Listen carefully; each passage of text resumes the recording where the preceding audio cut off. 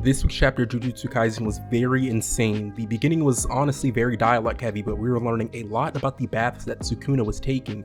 But by the end of the chapter, we see him fight Isigori, and honestly, what happened was a massacre. But before we get into that, let's start off with the beginning of the chapter. But before we do any of that, don't forget to like, comment, and subscribe if you do enjoy Jujutsu Kaisen content, since I will be doing a lot of this every single week. Thank you for watching.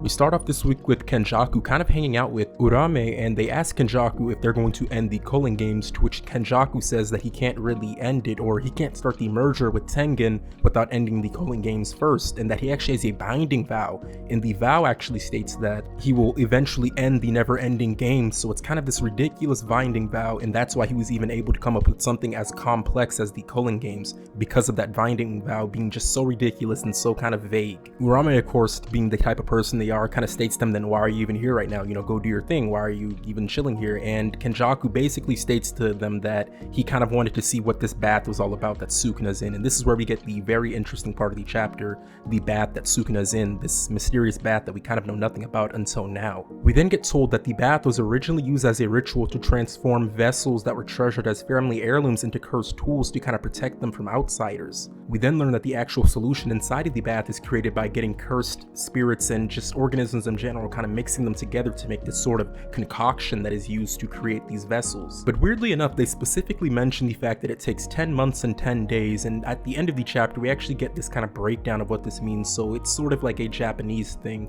but 10 months and 10 days has some sort of big significance, and this whole chapter has a lot of big significance that a lot of Japanese people would probably get, but maybe us as American readers or readers in different countries wouldn't really understand.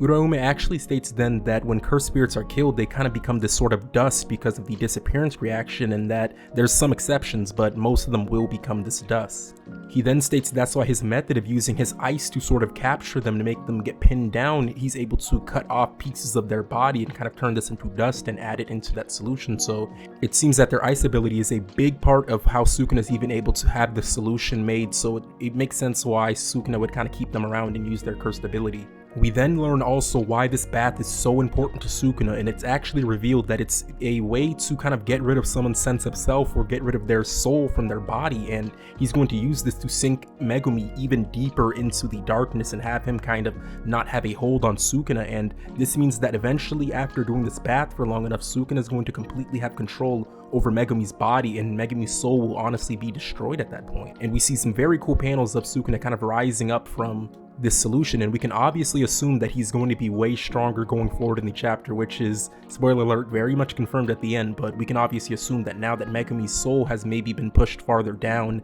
farther away, and he's able to unlock more of his power, we can assume that he's going to be way stronger, and this is definitely confirmed. Something very interesting then gets stated at this point in the chapter. We see that Urame asks Sukuna if he's going to keep his face like that, and Sukuna responds by saying that if he's going to be fighting, you know, cursed users from right now, he might as well keep that face, saying, you know, he might as well keep Megumi's face to maybe honestly just kind of add insult to injury, the fact that they're kind of fighting Megumi, since we know Sukuna likes to kind of rub the dirt in people's wounds, so obviously he would kind of keep that face on just to mess with anybody that he encounters. What I actually find very interesting about that is the fact that this means that Sukuna has a sort of second form, or the other form that he can kind of turn into, and we saw a glimpse of this when he actually bit into Angel. So it seems like he can definitely transform into different forms, or he has the ability to, he just hasn't found a need to right now, or anybody strong enough to kind of push him there, other than Angel, when he kind of also had to get out of that situation, since Angel is a very strong person and the one detriment to him that he even acknowledged. So it makes sense that he would transform just a little bit against her, but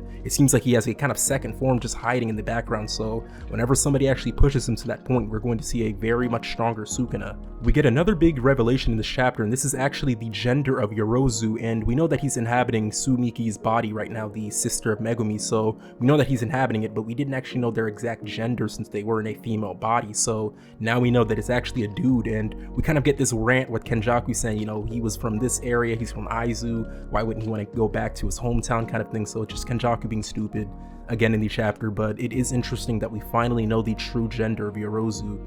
And of course, because Jujutsu Kaisen just cannot be nice to the main characters at all in the story, we learn why Sukuna has this sort of fixation on Yorozu right now, and it's actually the fact that he wants to end Yorozu and end Sumiki in the process, which would really throw Megumi down into despair. It makes sense. If they were to take out his sister, it would really make him feel horrible, and this would honestly break him completely, and then Sukuna would have full control over his body, over Megumi kind of taking over portions of his power. He would have full control now. We then, interestingly enough, cut back over to the colonies, and we see that Uro and Isigori are kind of hanging out, and they're asking, you know, can I get a ride? And Uro's saying, all right, sure. And instantaneously, they feel just this cursed energy that they cannot miss. This cursed energy is just so potent, and they feel it literally over the horizon, and they're just saying, no, no, no, like this can't be.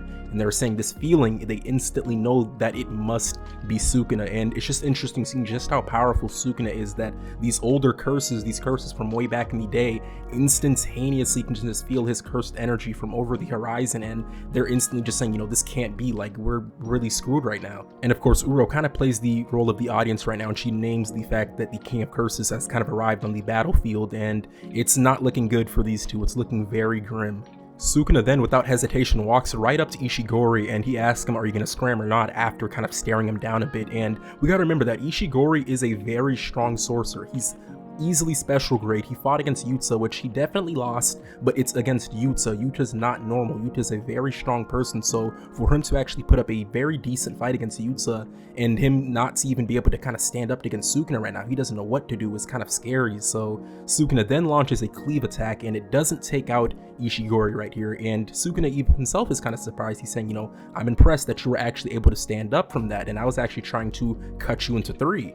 And it's always cool kind of seeing Sukuna give out praises, but obviously these praises always come with a repercussion, and that repercussion is being defeated by him. So we kind of know what's going to happen to Isigori right here, but he at least tries to put up a good fight against Sukuna, but it just isn't enough.